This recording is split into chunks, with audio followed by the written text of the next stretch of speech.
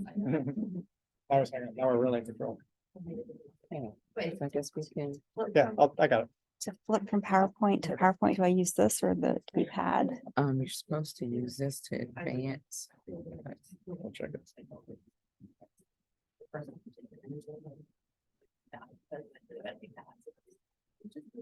Yeah, you can use this. Good to go? Yeah. All right, welcome to Internal Medicine Grand Rounds. I'm Alan Dow, the Division Chief of Hospital Medicine, and we're excited today to have a guest with us, Lana Wahid. So Dr. Wahid is from Duke University, where she's an assistant professor, has a very interesting background where she was a nurse leader, a chief nursing officer, and then went back to medical school and did internal medicine residency at Carilion, and then went to Duke, and has really developed their inpatient hospital-based clinical trials program there through the COVID pandemic, and then now to expand to many areas on there. So she carries the title of Associate Chief of Hospital-Based Clinical Research for Duke University Hospitals, and she's going to talk about her work in developing that program and how we can actually begin to think about working with our hospital-based patients and providers to build a clinical trials program. Dr. Wahid. Thank you. Well, thank you for having me. It's an honor to be here and share our journey over the past couple of years, especially in the light of the pandemic. So I received some NIH funding, and I also received some funding from Dompe Pharmaceuticals. And then today we're going to talk about really how the COVID pandemic resulted in an opportunity for hospitalists to be on the forefront of research and clinical trials. I'm going to talk about some of the key components that I found really helpful to and what contributed to our success. And then some of the takeaway points of looking at your own health system and how you could potentially leverage some resources that are already existent to help facilitate some of these clinical trials. And I'm going to start with just sharing a little story about Dr. Thomas Ortel. Tom Ortel is a chief of hematology over at Duke. I just even a little bit of a background before that. I was a second-year resident over at Virginia Tech Carilion here in Roanoke, and was fascinated one day in my ICU rotation when I was so proud about my plan on a patient that I wanted to transfuse a unit of blood on a patient in the ICU. And my attending was like, just wait till the hemoglobin gets below 7. And I was like, oh my gosh, we're being cheap with blood. But only to find out that there was actually a clinical trial that dictated the guidelines as far as blood transfusions. And then I went through and read the TRIC trial, and it really resonated with me in that if I wanted to change guidelines, improve patient care, it's done through research. It's done through, clinical research, either at the bedside or in a lab. And that's what sparked my interest in wanting to do research, is how do we impact patients at the larger scale? How do we impact guidelines? I became intrigued with all the clinical trials throughout residency that you read. And then started looking at hospital medicine research fellowships. There aren't that many. I applied to one over at Duke. During my interview, it was actually shared that there really didn't exist a program there, that they were hoping to build one and just never came to. But I went to Duke because Duke does research. So I'm going to clearly go to Duke and do research.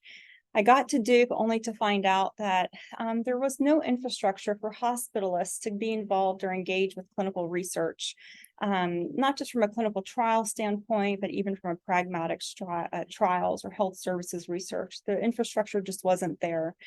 So I had a decision. I said, okay, I can either go and find a place that can offer me some sort of research fellowship, or I can stay here and try and build it myself.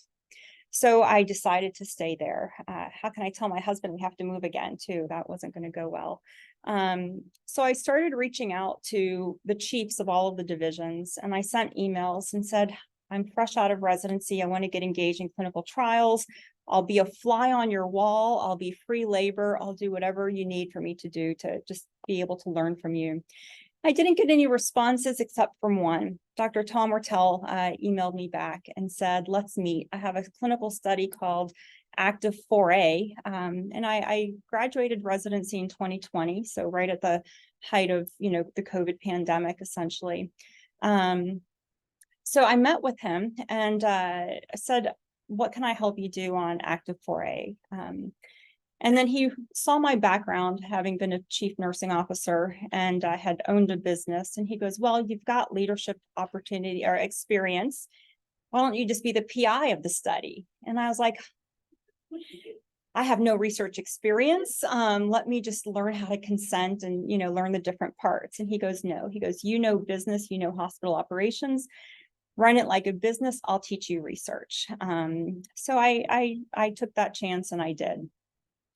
So my first work was with active 4A.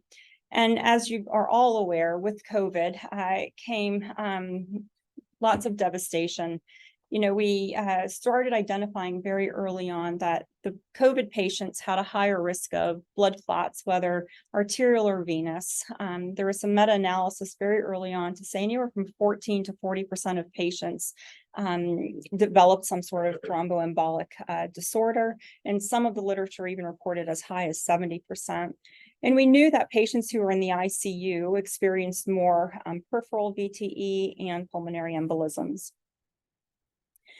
And it manifested in many ways, whether DVT, some ischemic toes, even some weird rashes that we weren't really even clear what was COVID, what wasn't COVID, and how, do we categorize these? So lots of unknowns in the very beginning.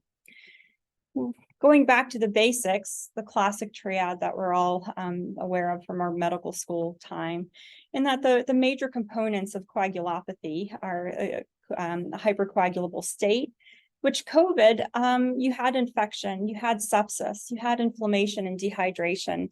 There was vascular damage, so microtrauma to the vessels, whether from what we then found out of COVID actually causing some of the microvessel damage to iatrogenic. How many times are we poking these patients for blood work and, inducing trauma?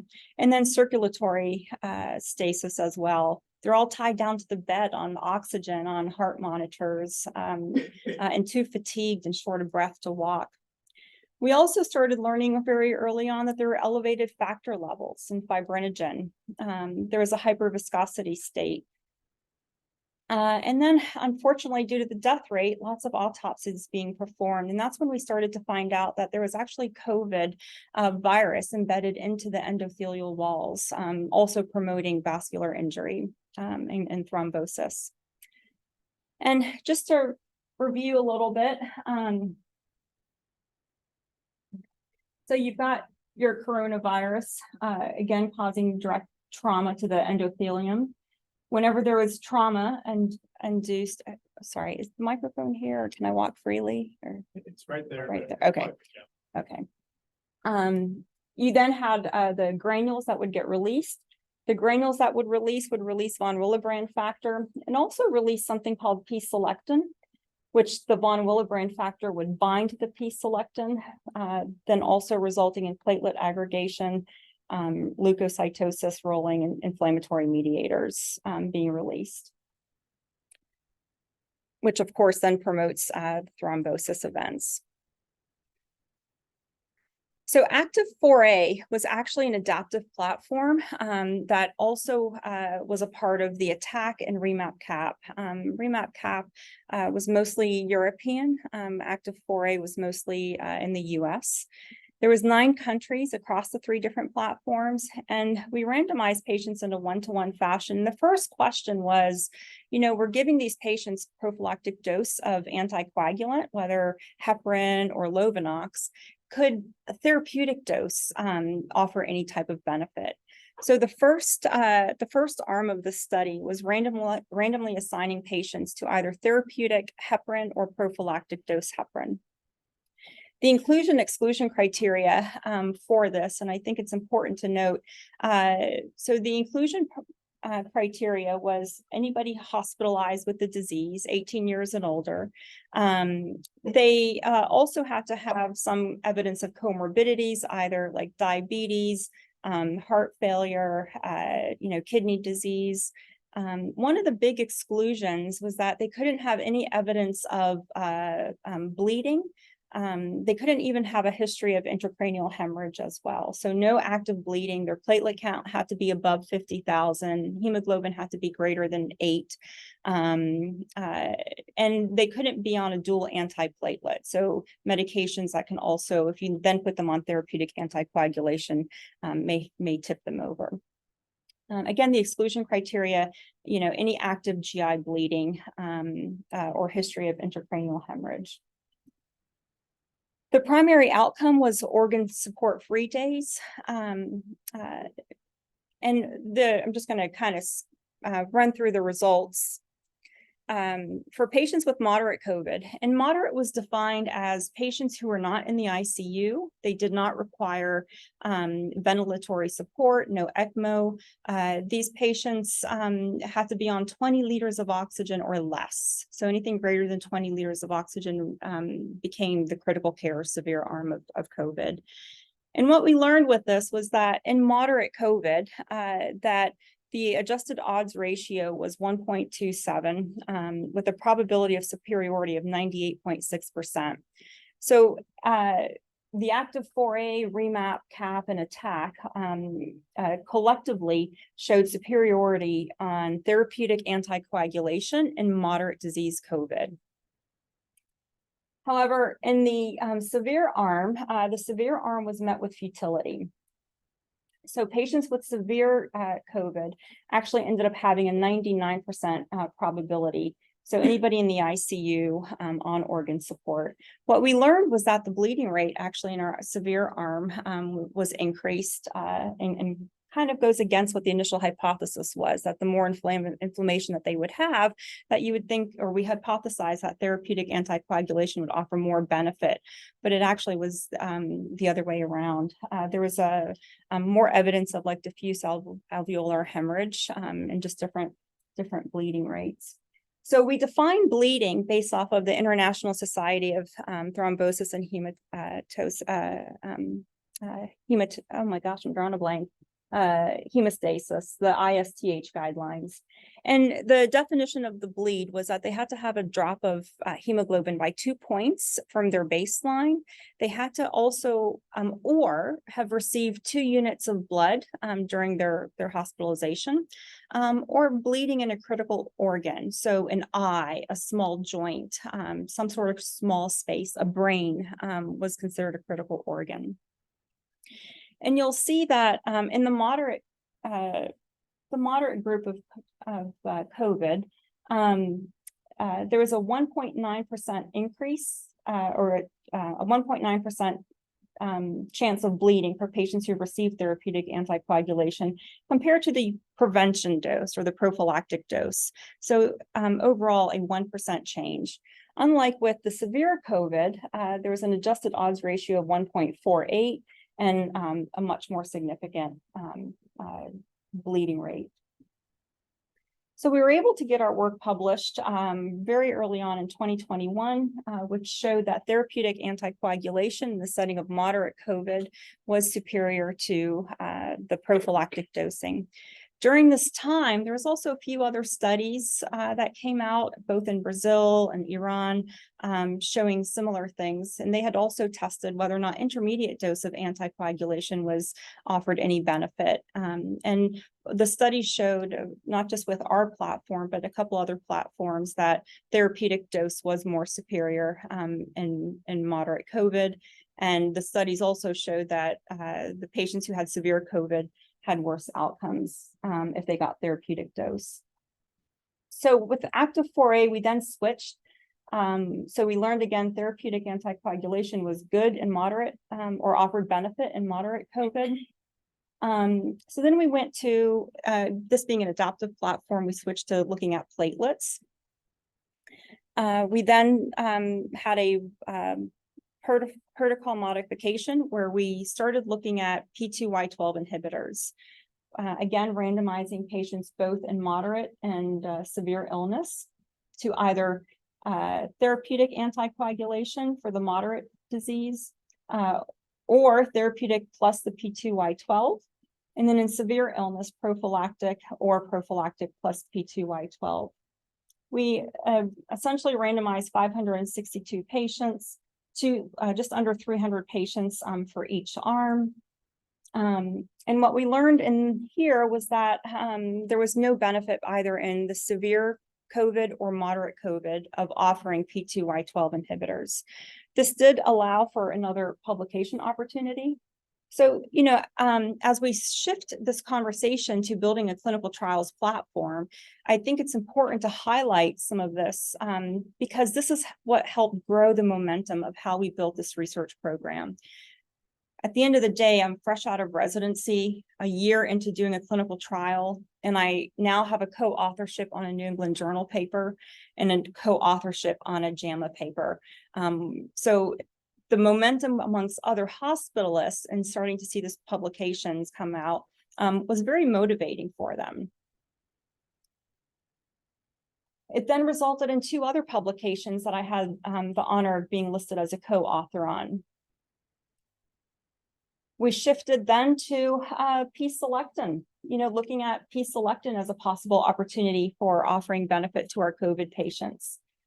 And with P-selectin, we identified from a small study out of NYU that patients who had COVID had slightly higher levels in moderate COVID and much higher levels in severe COVID of P-selectin. And P-selectin inhibitor called crizanlizumab was FDA approved for sickle cell disease, so the prevention of recurrent sickle cell crises. So the thought was that if our COVID patients are having higher levels of P-selectin, could we give a P-selectin inhibitor to help improve outcomes in that patient, in our COVID patient population? There was a couple small studies to show potential proof of concept that this may offer some benefit.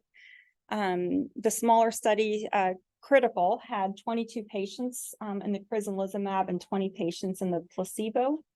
And in their preliminary data, or their data actually showed that from baseline to day 3, that patients who got the P-selectin inhibitor had an overall downtrend of the P-selectin levels.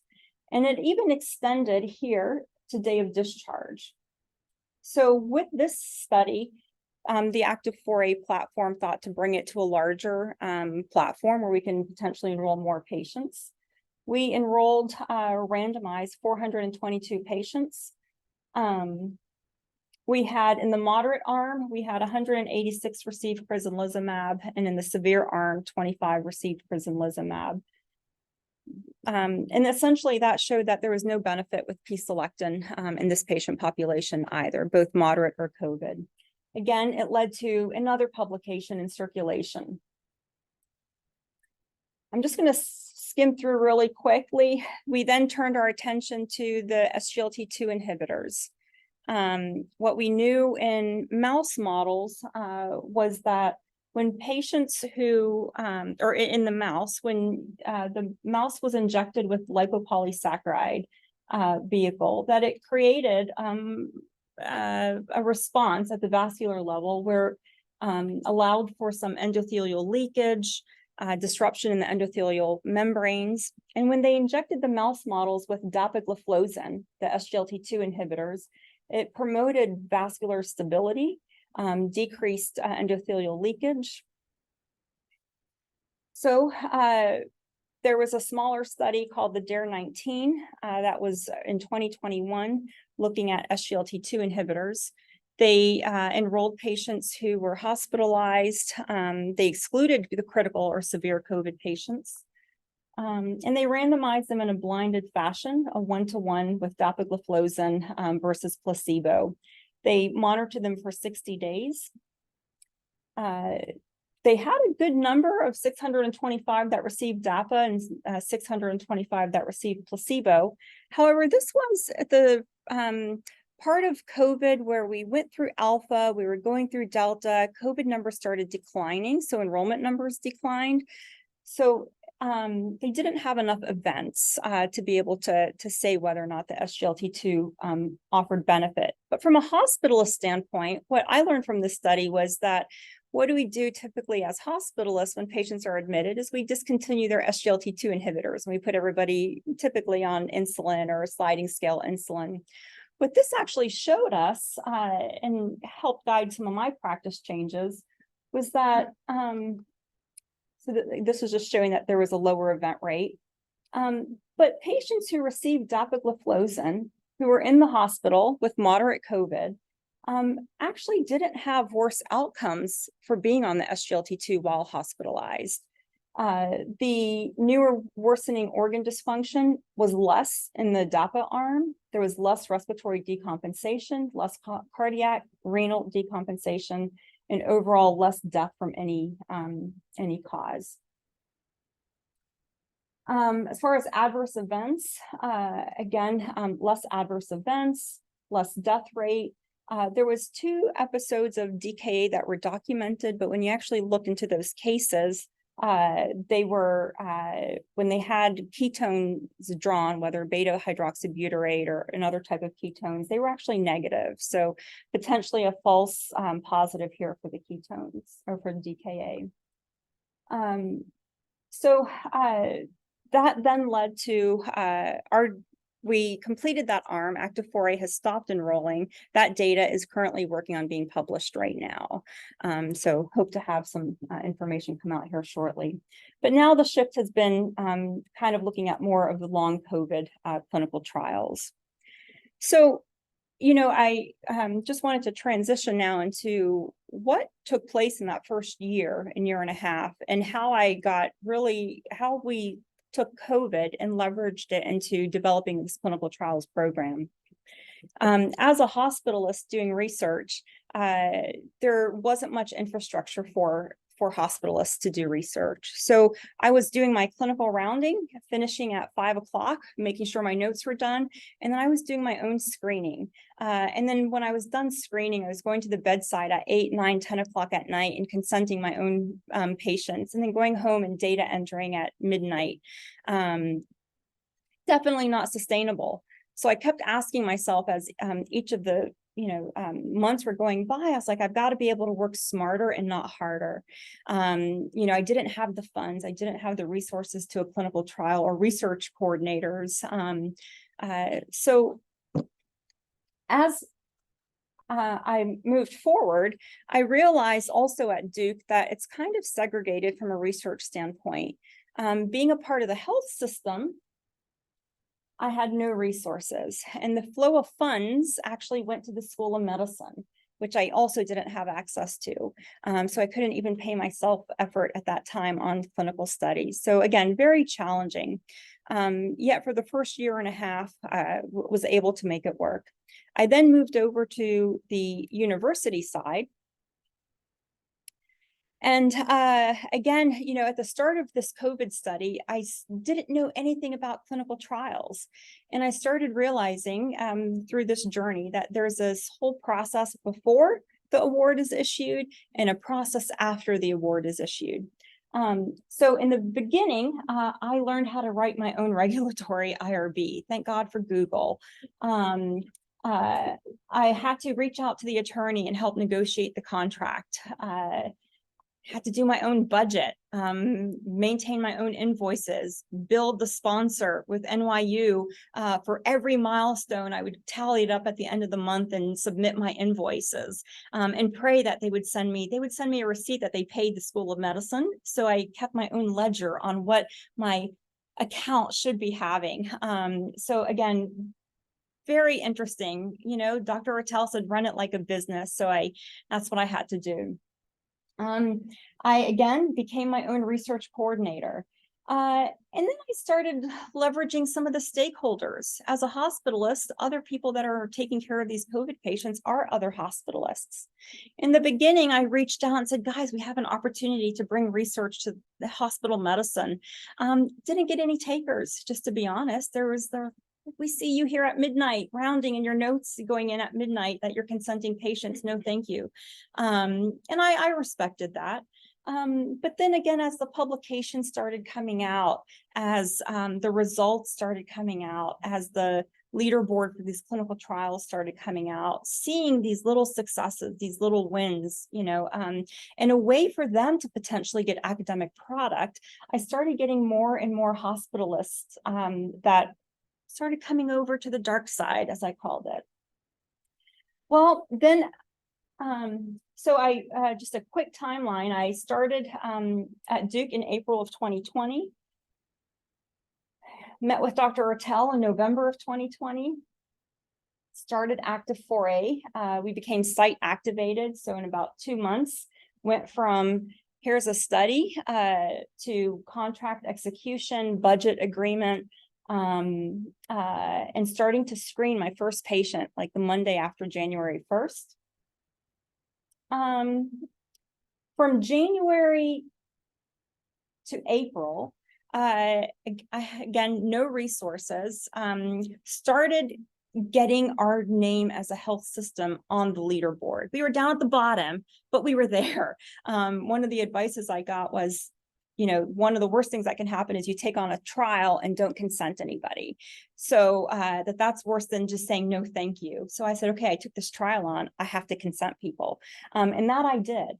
And once we got on the leaderboard, Tom Ortel reached out. Well, he continued to reach out because he stayed on as my mentor till this day. I still meet with him on a scheduled basis, which I feel like I owe my research career to him. But he said, look, Active 4A has another platform, or Active 4 has another platform called Active 4C.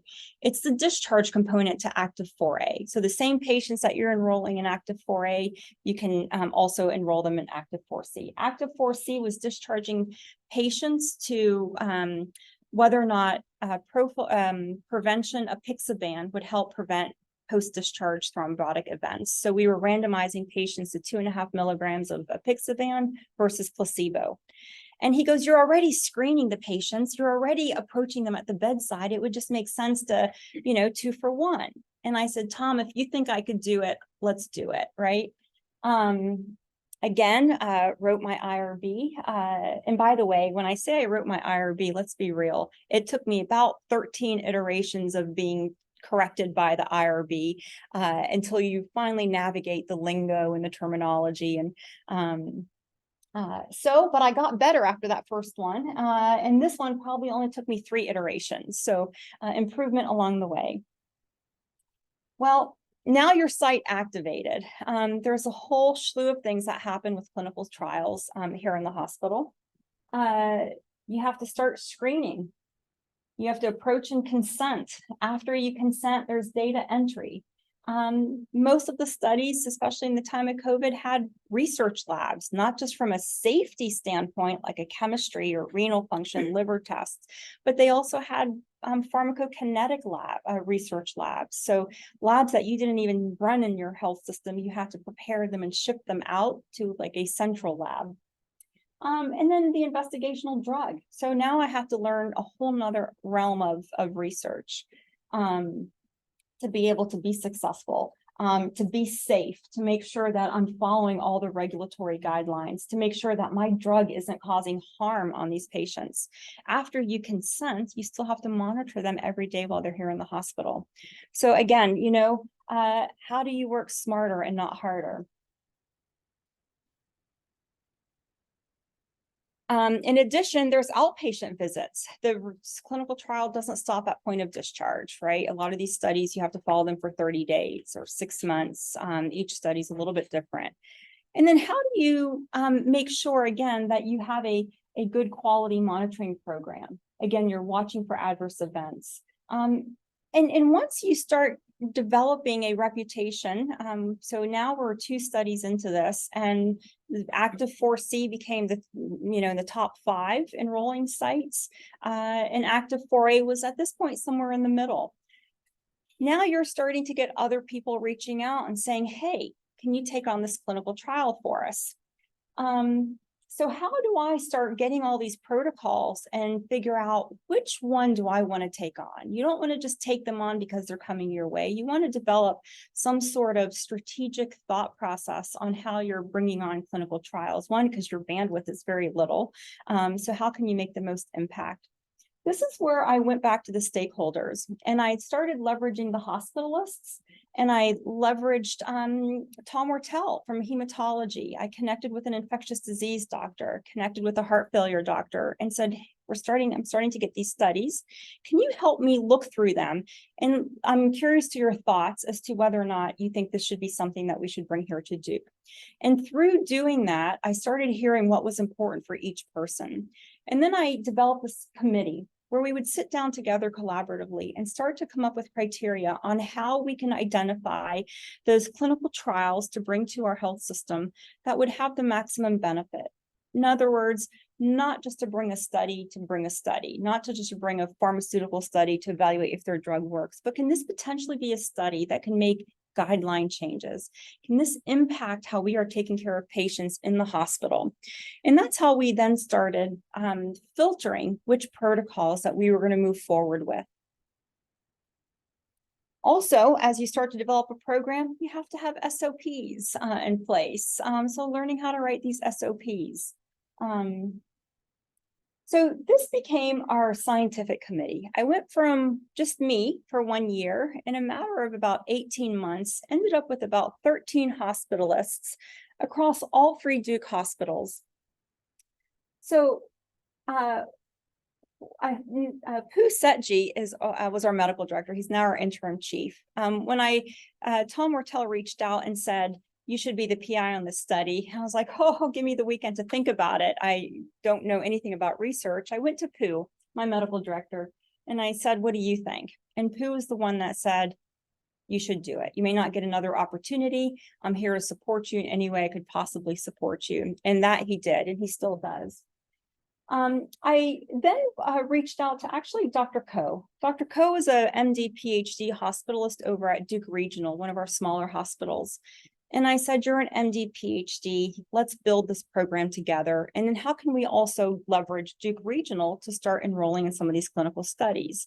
And she shared her journey over the past 5 years of trying to bring in a clinical trials program at Duke Regional, and was very unsuccessful.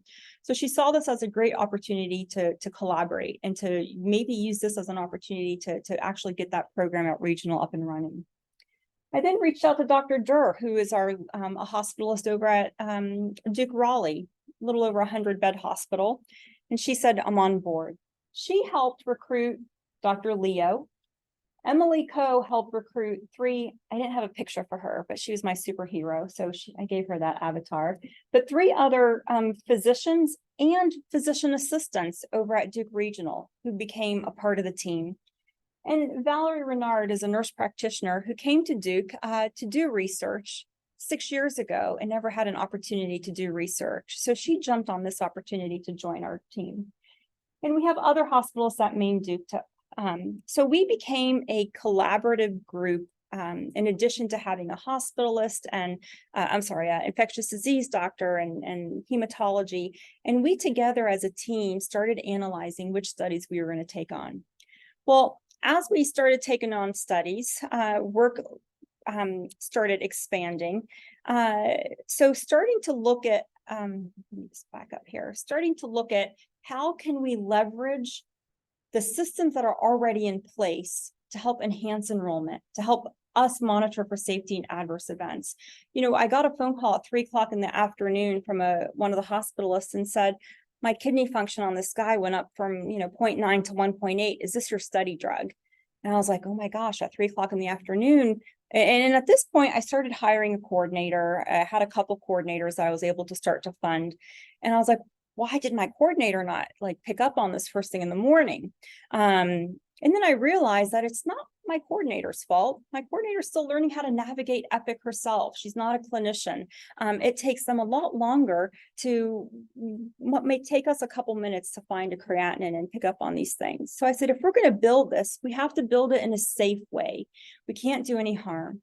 And if we're going to give patients who are already sick a research drug, how do we stay on top of adverse events? How do we become the ones that reach out to the clinical team and say, hey, I know you probably haven't gotten in here yet, but I see this creatinine. We want you to know that we don't think it's related to the study drug, but we're going to keep monitoring it. So going back to leveraging, what do we have in our system that can already help us with that? So we got audited during this time frame. I've never been through an audit before. I was telling Dr. Allen that, going through an audit was like getting a root canal in somebody's garage. Like I probably would have rather had that than an audit. But what that helped me identify was that it helped me identify what the regulatory bodies really look for, what oversight they look for from a PI. And I wanted to be that person that knew what was going on with my clinical trials at any given time.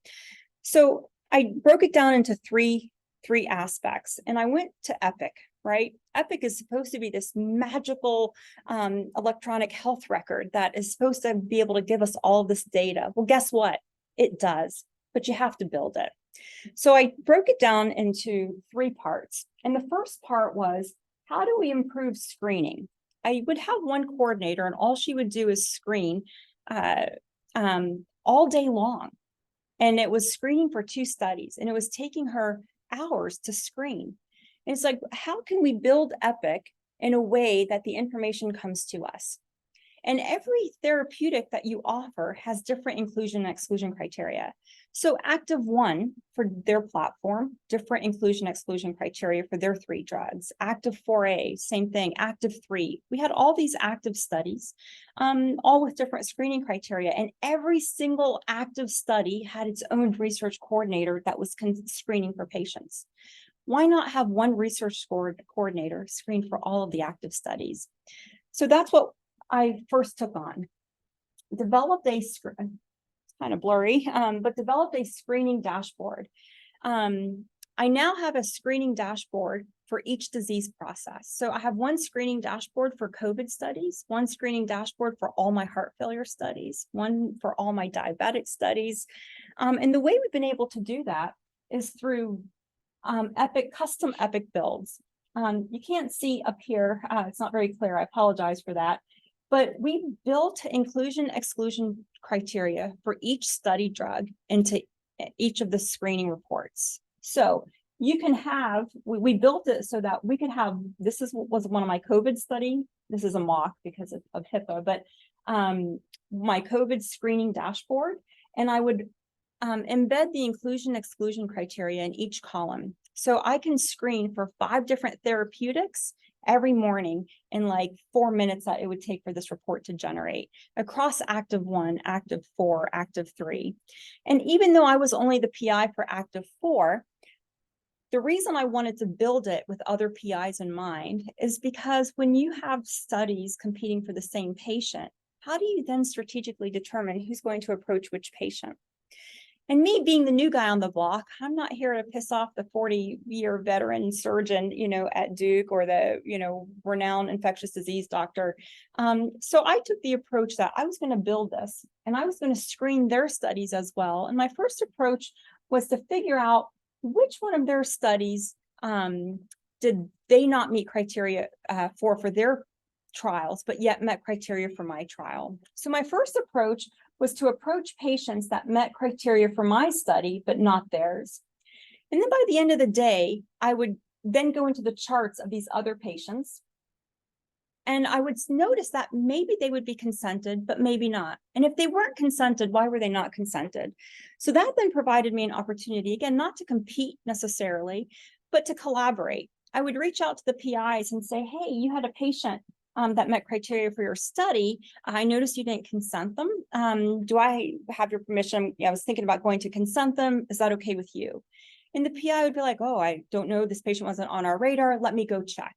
And then he would send me a text message and say, no, we're going to go consent this patient, but thank you. Then as I started doing that, they realized that I'm not here to compete with them. I'm here to collaborate with them. And when they started picking up on the fact that I was able to identify patients more effectively than they were, how are you doing that? How can we actually start working together? So by developing this, it allowed a cohesiveness amongst other disciplines when you're competing for the same studies or other PIs. And then it also allowed my research coordinator to run the report at 8 o'clock in the morning and immediately send the message to me and my team that we're going to be approaching these patients XYZ. And by 10 o'clock in the morning, we're at the bedside consenting. So it allowed for rapid identification of these patients, not waiting until 4 or 5 o'clock in the afternoon. We were consenting by 9, 10 o'clock in the morning. And then the study activities would be going into the computer by noon. So it allowed for a rapid implementation of that patient being consented and the study activities being started.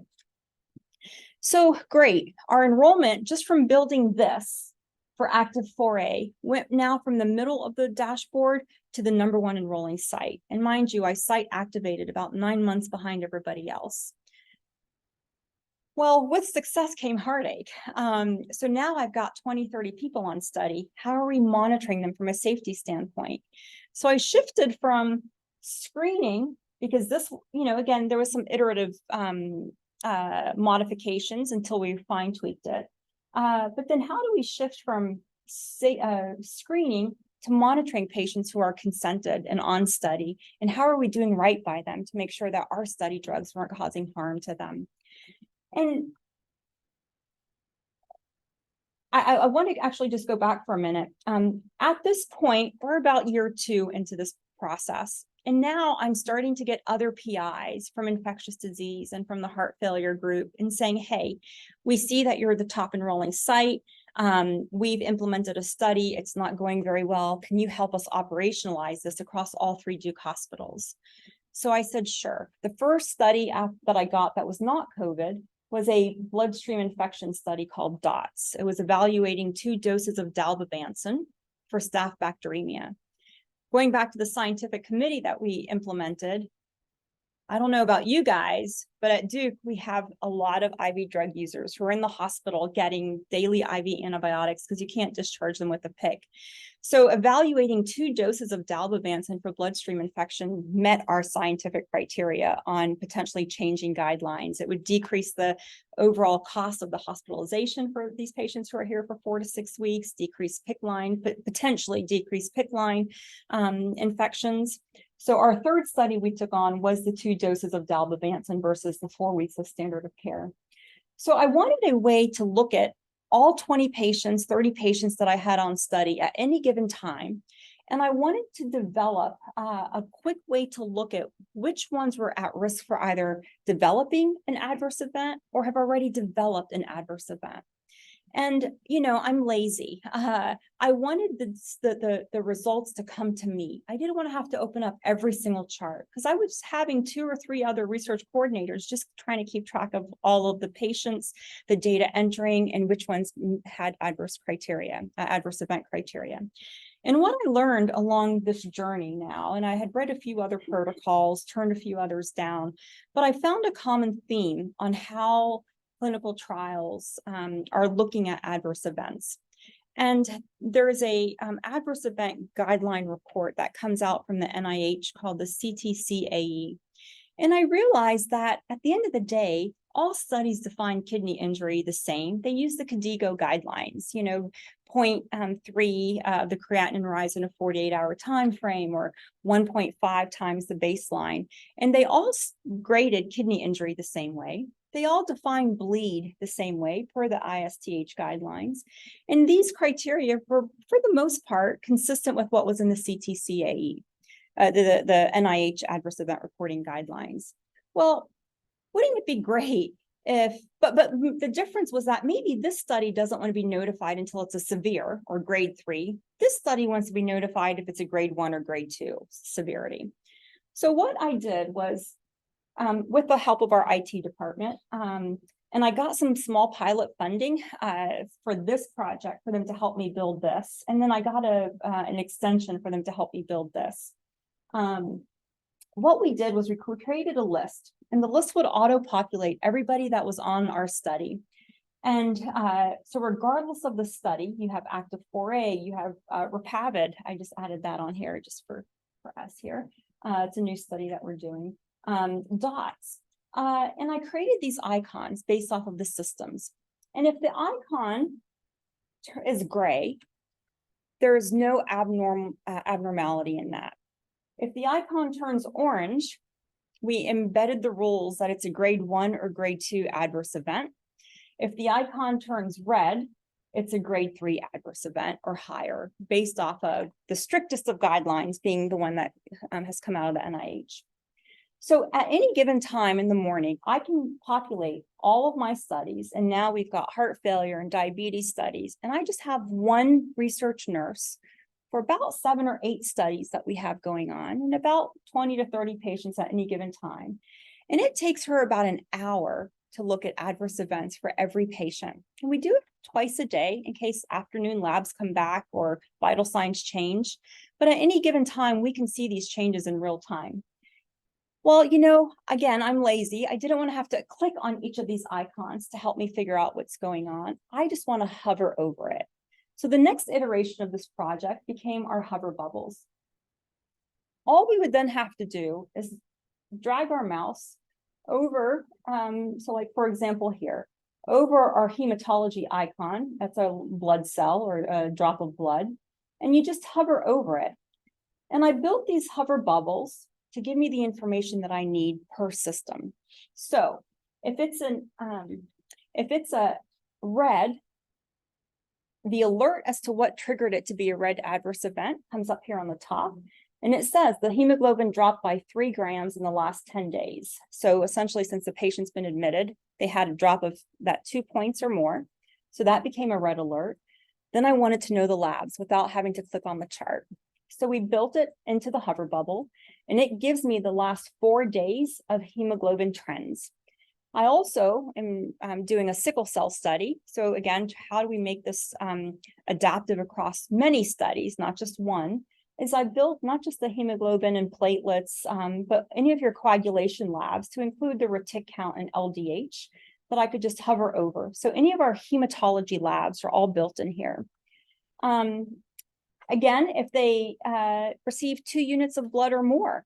So our blood transfusion record populates in here. And then I also want to know what medications that they're on pertaining to that health system. So if they are on an anticoagulation study, I want to know all of their anticoagulant and antiplatelet medicine. So if I had a patient when we were doing active 4A and they're getting therapeutic anticoagulation and they had a drop in hemoglobin of 3 points, 1, did they get added another medication? 2, did we pause the medication? So here I could quickly look and see which medications are held and which ones are continued. And we built this for every single hover bubble for every health system. When we got audited by Duke, Duke recognized this as both our screening dashboard and our safety monitoring dashboard as a best practice for Duke. So currently being implemented across the different other research teams in addition to hospital medicine. Epic got wind of this and invited me to Wisconsin. And the IT guys, because they're the brains behind this. I just have the idea. And we got to present both of these platforms at the Research Advisory Council in Wisconsin. And Epic deemed both of these platforms as a best practice. If you look at the Research Advisory Council for Epic, all of their work at the conference is geared towards outpatient studies. They have this amazing platform that they built on how to, find patients for the right study, not much on the inpatient or hospitalized study.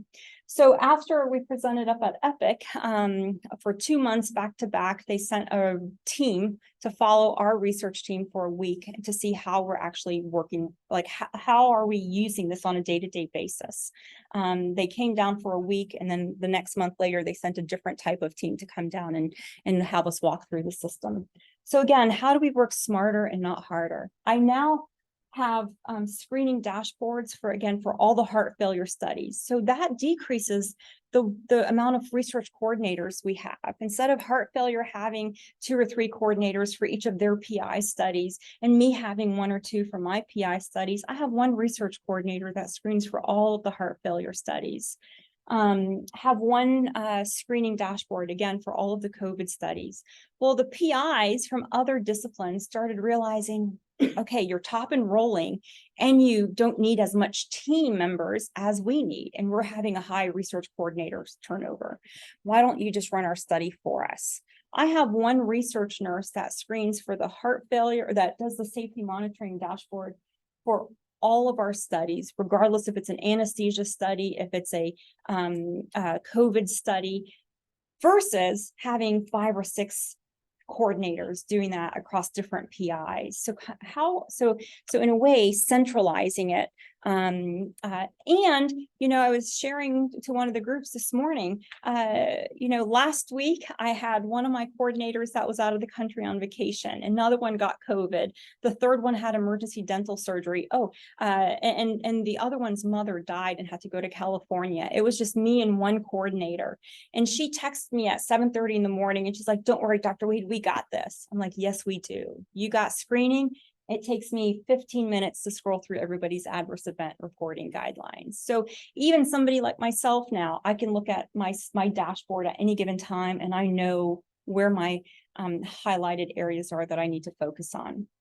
And again, some of these are not always study related. If you've got a patient in the ICU and they're hypotensive and it triggers the cardiac alert, it's probably from their disease process and not necessarily the study drug, but it triggers that aha moment for you to delve into the chart and dig further. Oh, I forgot I had the larger pictures. Sorry, I had you guys squinting on the smaller pictures. But again, the screening dashboard.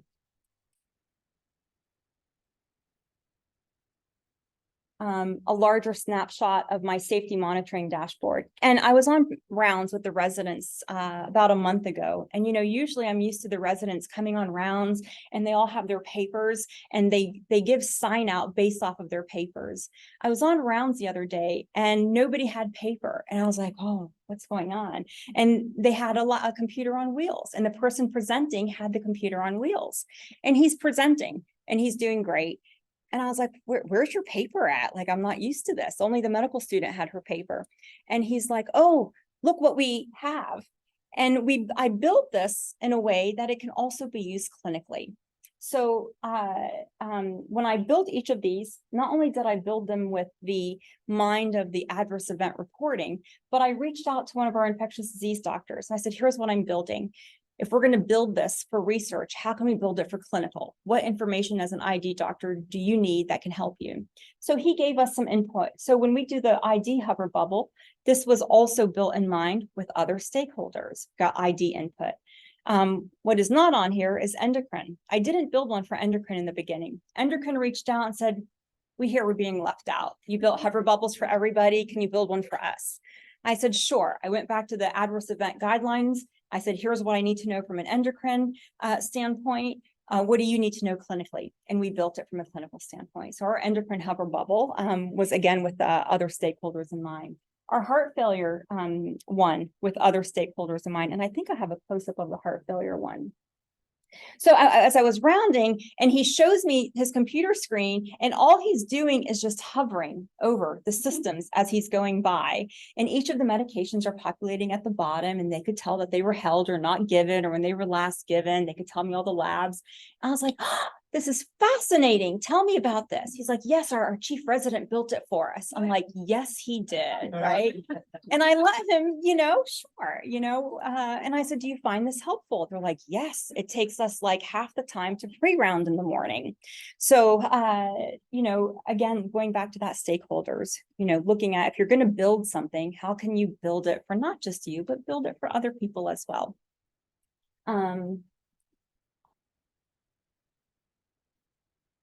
I think my batteries. I'm sorry. Okay, so again, a close-up of the hemoglobin hover bubble.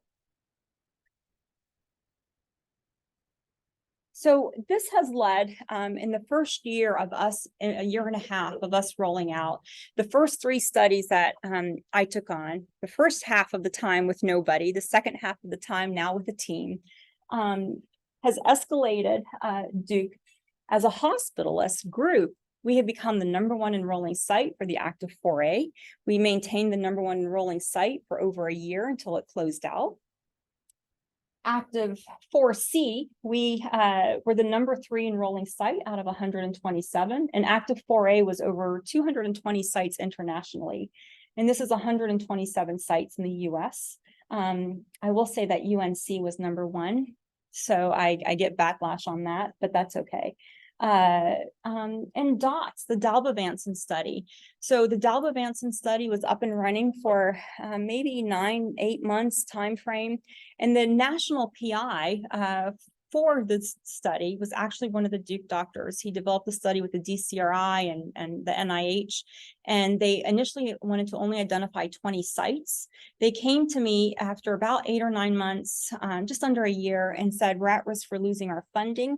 We're only about 25% of our enrollment. We should be at this point more than half of the way.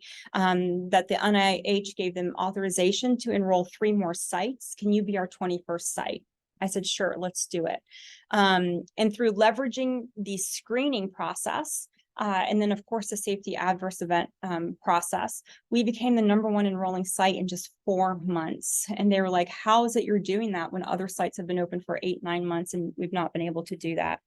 One of the studies that we're doing now with Repavid, it's the community-acquired pneumonia study. VCU is going to is participating in that as well.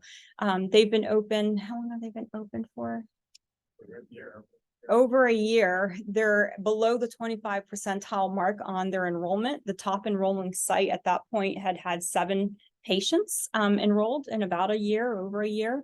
We've been open for 5 weeks. We've enrolled 10 patients.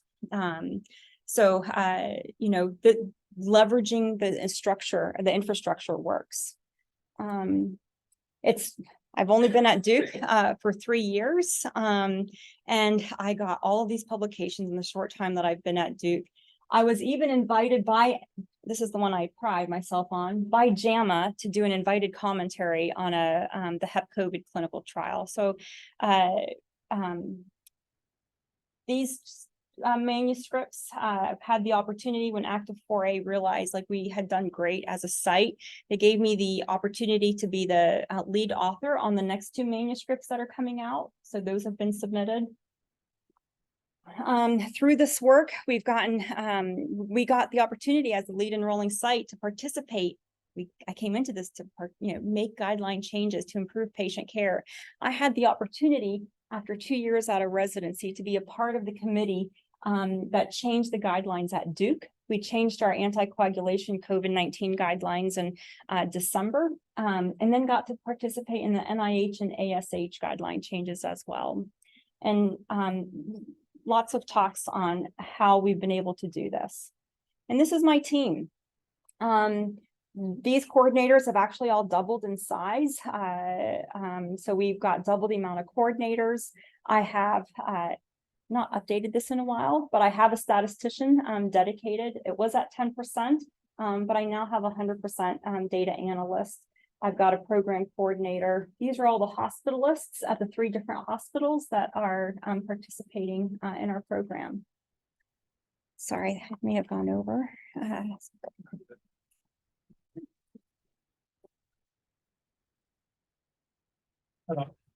I don't know, or I finished and didn't have my conclusion slide on there. Questions? I realize I went over a little bit. I apologize. It looks like there's something in the chat. I'm not sure if that is, but any questions from the audience here? That's the city credit thing. I talked fast. So one thing that you and I have talked about some, but just I think it's important to reiterate. So this really started out of COVID and you as a hospitalist being on the front line, seeing patients, and then having this opportunity to go from nothing to that huge program you showed on that last slide. Mm-hmm. But mention the breadth of studies that you're now involved in. Because I think that's important people to see that, like, okay, well, there's breadth to this too. Yeah. So, again, COVID became the opportunity. And we leveraged that opportunity. So our program now is doing infectious disease studies that we are involved with pneumonia, bacteremia, another bloodstream infection assay, a stool assay as well on rapidly identifying cultures and sensitivities. From a heart failure standpoint, actually 3 heart failure studies now that we're looking at. One of them is a discharge readmission study that collaborating with the heart failure group, I was able to secure funding for them actually on this project. Just got done writing a U grant. The Department of Anesthesia reached out to me and said, we want to do this sickle cell study involving ketamine for our sickle cell patients, and looking at, whether or not certain dosings of the ketamine decrease readmissions. We just submitted a U grant for that. Also with the Department of Anesthesia, they reached out and said, we have an ARD study in the ICU. Can you help us? So we've teamed up with them looking at a drug called voxelotor as a last ditch effort for ARDS. Doing neurology studies. I'm not a neurologist, but I think one of the things that other investigators have realized is we are the boots on the ground for these patients, most of them. We're the ones taking care of the pneumonia patients. We're the ones really taking care of a lot of the heart failure patients, maybe the extraordinary or the specialty, or if it's before 5 o'clock, it'll go to the cardiology group. So we're the boots on the ground. It really made sense for us to be the ones to introduce these studies to the patients. We're their physicians. We're their, we're the ones that are there with them at their most vulnerable. So for us to engage in these conversations with patients, I think that's one of the biggest things that has contributed to the success of this program. And I think that is contributing to why the other investigators from other specialties are seeing us as such an asset, because they're rounding in the office, maybe, seeing patients in infectious disease. They're not necessarily having time to go connect with patients. We're the ones that are we're the boots on the ground for these patients. So it just makes sense for us to really be the pioneers on bringing out these studies. Yeah. Our son? So first of all, congratulations, truly amazing. Thank you. Thank you for doing that. So question, you've obviously highlighted really nicely the people you've drawn into these studies, your physician colleagues. Have you had many advanced care providers interested in sort of becoming part of this team and then being able to put them into some of these efforts? That's a great comment and question. The young lady that was right next to my medical director is actually a nurse practitioner. Historically at Duke, the nurse practitioners, what they shared with me is they felt like they were just, the workhorses. They're just there to see patients. The avatar of the superhero is a physician assistant. I now have 2 other physician assistants that have joined in the last 6 months. They see this as a way to do more than just see patients, as a way to be a part of the bigger picture that maybe they weren't quite feeling that. So to see this shift for APPs, advanced practitioners, another opportunity. There is something else out there for them, just, instead of the day-to-day run of it. Yeah. I'm Mary, I'm Director of Clinical Research for the Health Center. And it's more of a statement than a question, but it's comforting to see our experience reflected in your COVID experience. But COVID was the best thing that happened to research. We were able to break down a lot of barriers, and our enrollment has steadily increased across the board since. And we went live with Epic in December 2021, right in the middle. So seeing some of the things that you've done, we're behind on taking advantage of all the bells and whistles of Epic. So it's really great to see what you've done. And so I know we talk later this afternoon. So Yeah, thank you. And, we didn't even know that Epic could do this, right? It all started with, how do I be lazier? Not lazier, but how do I work smarter? And I had this vision of what I wanted to look like. Can you build it? And it took us about a month to build every hover bubble system. We would implement it, we'd fine tweak it. It's not working. How do we revise it? So this, even though Duke has had Epic for quite some time, I think it's first just having that vision of what you want. What data from a health services, from a QI, what data do we want? And then just being patient and trying to figure out ways to build it. I mean, if we could do this, just imagine what else we could possibly do with it. I saw that you had a regulatory coordinator and you mentioned a screening coordinator. Are those 2 separate positions like pulled out and then all of those? The regulatory coordinator, so after my audit, realized the significance of having a dedicated regulatory coordinator. So when you're looking at studies that are, involving therapeutics that are not FDA regulated, you want to be audit ready. So for me, I felt it very beneficial to have a dedicated regulatory coordinator. And in the beginning, she's been with me for a year, so I just started, having that person a year. And to be honest, I didn't have that many studies to employ her full time, so I got creative. And I said, I've got studies that can fund you about 50% of the time. The other 50%, I want you to help me build the quality monitoring program. So she then became the person who audited every visit after it was done to ensure data integrity, to ensure, just from a regulatory standpoint, each visit was done. Now I've got more than enough studies to keep her busy. She texts me and tells me to slow down some days. But now, I again took that as an opportunity to bring her on board, get her on when we weren't that busy. And, now she's here with us. And yeah. Great. Thank you, Dr. Wahid. you. And next week will be yet another exciting episode of Grand Rounds. I don't know the topic. So look for your emails.